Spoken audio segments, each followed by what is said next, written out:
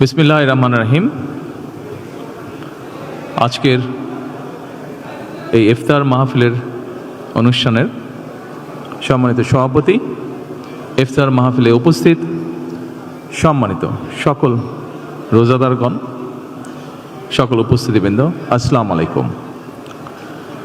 প্রথমে আমি বাংলাদেশ জামাতে ইসলাম এবং তার নেতৃবৃন্দকে আন্তরিকভাবে ধন্যবাদ জানাচ্ছি। আজকে আমাকে, আমার সাথে আমার নেতৃবৃন্দকে এবং আমার সাথে আমার সফর সঙ্গীবৃন্দকে এই ইফতার মাহফিলে দাওয়াত দেওয়ার জন্য।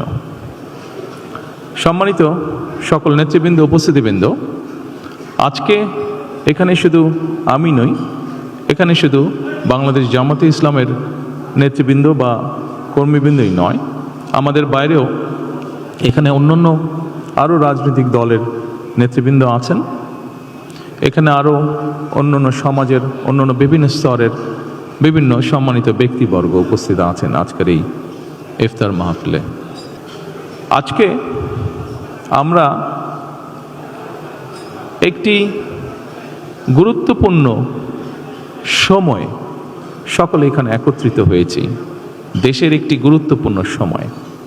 কিছুদিন আগে দেশে নির্বাচন হয়েছে। এই নির্বাচনের মাধ্যমে গণতন্ত্রের যাত্রা শুরু হয়েছে।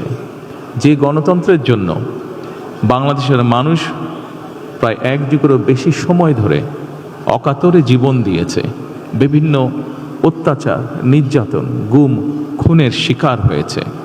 এত ত্যাগের বিনিময়ে আমরা আজকের এই গণতন্ত্রের যাত্রা, যেটি সূচনা হচ্ছে বা হয়েছে নির্বাচনের মাধ্যমে, সেটির সুযোগ পেয়েছি। এই ত্যাগের মাধ্যমে, এই আত্মত্যাগের মাধ্যমে হাজারো মানুষের অত্যাচার, লক্ষ মানুষের নির্যাতনের মাধ্যমে আমরা আমাদের বাক, ব্যক্তি স্বাধীনতা, গণতান্ত্রিক অধিকার চর্চার সুযোগ আমরা ফিরে পেয়েছি। সেজন্যই প্রথমেই আসুন আমরা আল্লাহর দরবারে শুকরিয়া আদায় করি। সম্মানিত উপস্থিতিবৃন্দ, বাংলাদেশের মানুষ আজকে অনেক প্রত্যাশা নিয়ে, অনেক আকাঙ্ক্ষা নিয়ে, অনেক আশা নিয়ে আমাদের সকলের দিকে তাকিয়ে আছে, বিশেষ করে রাজনৈতিক দলগুলোর দিকে তাকিয়ে আছে। আজকে আমাদের এই ইফতার মাহফিলে আসুন আমরা আল্লাহর নামে শপথ গ্রহণ করি যে আমাদের আগামী দিনের কাজগুলো হবে এই দেশের মানুষের ভাগ্য পরিবর্তনের জন্য। আসুন আমরা আল্লাহর দরবারে সেই রহমত চাই যার মাধ্যমে আল্লাহ আমাদেরকে এই দেশের মানুষের ভাগ্য পরিবর্তনের জন্য, এই দেশের ভাগ্য পরিবর্তনে কাজ করার তৌফিক আমাদেরকে আল্লাহ তাআলা দিবেন। দ্বিতীয় আরেকটি কারণে এই দিনটি আমাদের কাছে অত্যন্ত গুরুত্বপূর্ণ।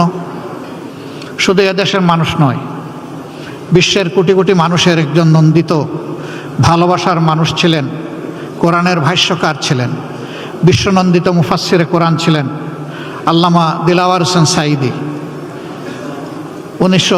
2013 সালের এই দিনটি এই জাতির জন্য আমি মনে করি একটি কালো দিন ছিল।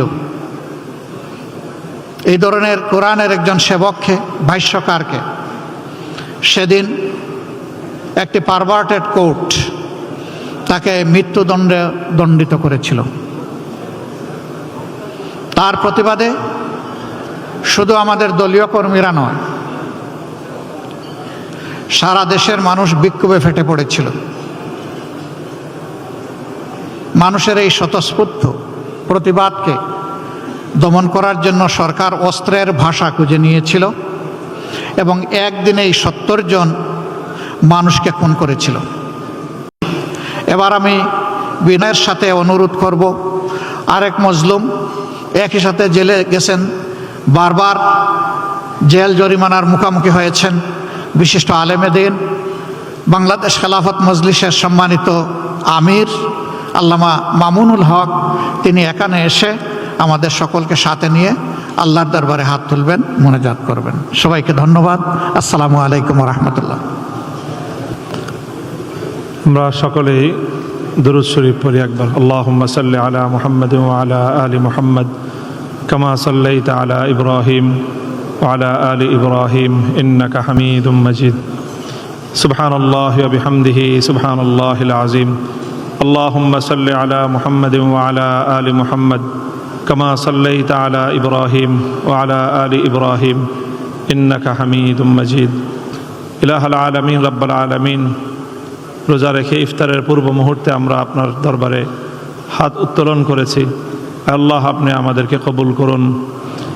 আল্লাহ এখানে আমাদের দেশের গুরুত্বপূর্ণ সকল ব্যক্তিবর্গ উপস্থিত রয়েছেন। আল্লাহ আমরা সকলে সম্মিলিতভাবে আমাদের অতীতের যাবতীয় অন্যায় ভুল ত্রুটি সকল অপরাধের জন্য আপনার কাছে ক্ষমা প্রার্থনা করছি। আমাদেরকে আপনি ক্ষমা করে দিন। আল্লাহ সরকার বিরোধী দল সহ পরস্পর যারা আমরা এখানে রয়েছি সহযোগিতার ভিত্তিতে পরামর্শের ভিত্তিতে একটি উন্নত দেশ এবং জাতি গঠন করার তৌফিক আমাদেরকে দান করুন। ইলাহুল আলামিন রমজানের রোজার যেই তাকওয়া আমাদের সকলকে আপনি দান করেন, আপনার ভয় খোদা ভীতির মাধ্যমে যেন আমরা আমাদের ব্যক্তি পরিবার সমাজ এবং রাষ্ট্রকে গঠন করতে পারি, সেই তৌফিক আপনি আমাদেরকে দান করুন। আল্লাহ উম্মতে মুসলিমার কল্যাণ করুন। আল্লাহ এই উম্মতের যে সকল সদস্য যারা যেখানে বিপদগ্রস্ত আছে সকলকে আপনি বিপদমুক্ত করুন। বিশেষ করে মজলুম ফিলিস্তিনের মুসলমানদেরকে আপনি রক্ষা করুন। আল্লাহ সারা দুনিয়াতে সকল শান্তিকামী মানুষদের উপর যে বর্বরতা নির্যাতন পরিচালিত হচ্ছে সকল বর্বর নির্যাতনকে আপনি বন্ধ করুন। ইলাহুল আলামিন জালিমদেরকে আপনি হেদায়েত নসিব করুন। হেদায়েত কপালে না থাকলে তাদেরকে ধ্বংস করে দিন।